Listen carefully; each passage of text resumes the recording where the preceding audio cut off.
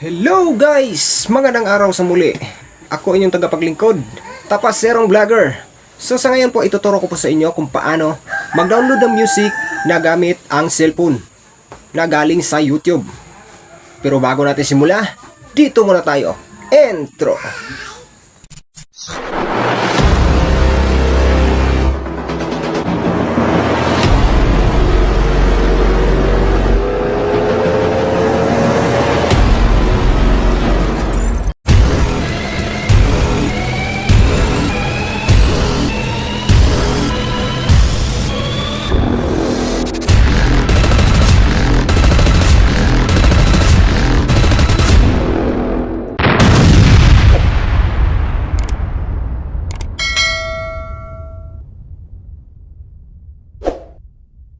So ngayon alam kong sabik ka nang malaman kung paano mag-download ng music na galing sa YouTube gamit ang cellphone.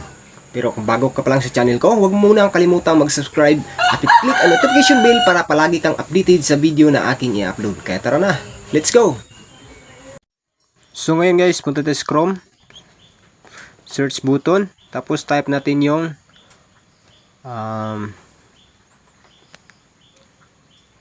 MP3 music downloader. So pindutin na yung natin ng MP3 juice. Yan. Tapos search natin yung music na gusto nating i-download. For example, basta't kasama kita. Ayan.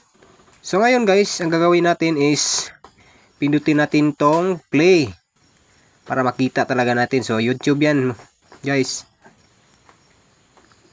So ang susunod natin gawin dyan guys is pindutin natin yung download MP3, no? Antayin lang po natin kasi naglo-loading siya saglit. So ayan, pindutin ulit natin yung download. So ayan, kung nakikita nyo guys na nakalagay dyan na downloading file, nagda-download na po yan. So tingnan natin. Ayan, nagda-download na siya. So, antayin lang po natin na matapos.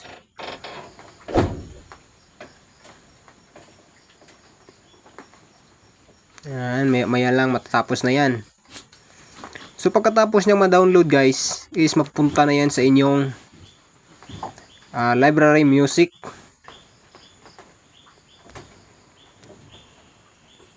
Ayan, malapit na. Antayin lang natin. No? Kasi medyo mahina yung internet ko dito guys.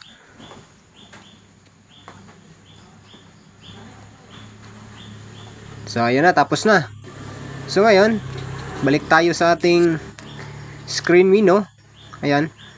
Punta tayo sa ating library music, no? So sa akin kasi dito ako dumaan kasi wala akong library music, no?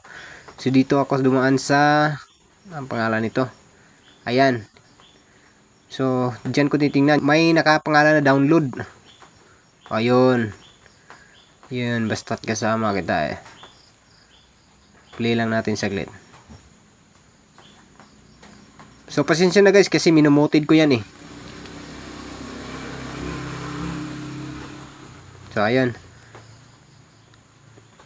Yan guys, napakasimple lang po. So, ayun guys. Sana may natutunan kayo.